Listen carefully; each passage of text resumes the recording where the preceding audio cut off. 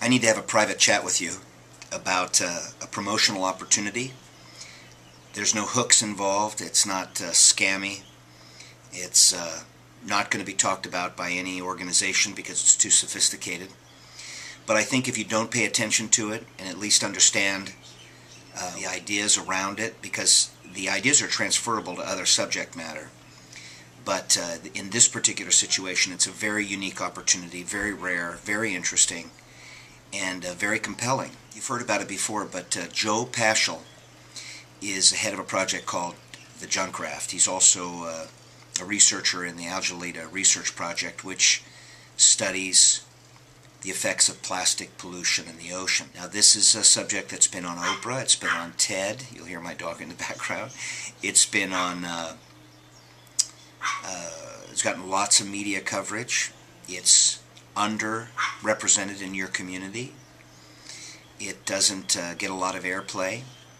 But if you really look at the information in the subject and you look at the research, it's a self-defense issue.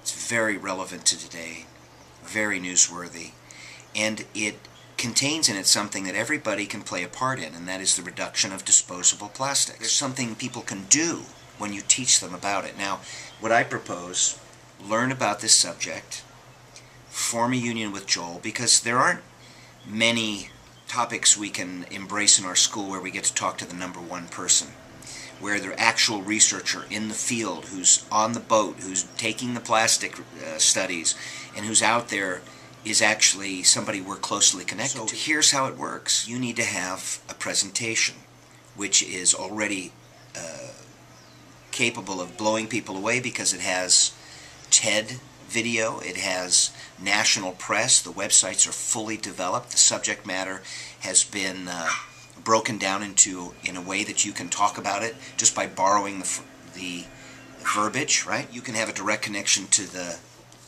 the actual researchers, thus it makes it all that much more interesting.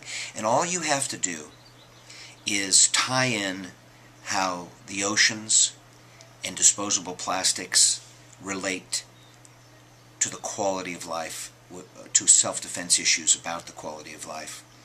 And if you can craft this information into a 10 to 15 minute presentation, and a presentation includes audio-visual, and you could actually have physical matter, you could have stuff that Joel sent you, you can have all the press and all the video, and you have sites to link to afterwards and before and during, and I mean the subject matter is very interesting and most people are going to be shocked. And it's going to affect their behavior immediately. But if you can take this 15-minute presentation, oh yes, and it includes posters and postcards, and you've got to have the accoutrements when you come in so that it looks like you've done your homework. You're not going to get this at a box, right? You're not going to have some graphic designer who doesn't know anything about martial arts, who just designs stuff, make something that's going to be cohesive enough that people are blown away. This is where you earn your stripes as a master teacher. Is you take the subject matter and you learn how to put it in a presentation. Now, when you go to the next step and get this presentation given by young people, when you're delegating the presentation to others and they're giving it as good as you could give it, now you have masterpiece theater.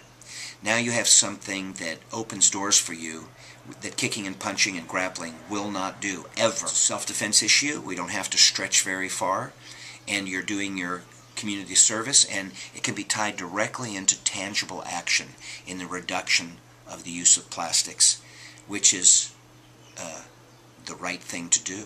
It's the right thing to do when you see the research, and it's something you can commit yourself to personally.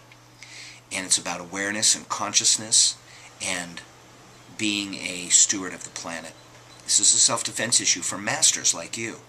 So I know you've heard about this before, maybe you've done something, but chances are you've done nothing. And I'm telling you, you're missing an opportunity. You're really missing an opportunity.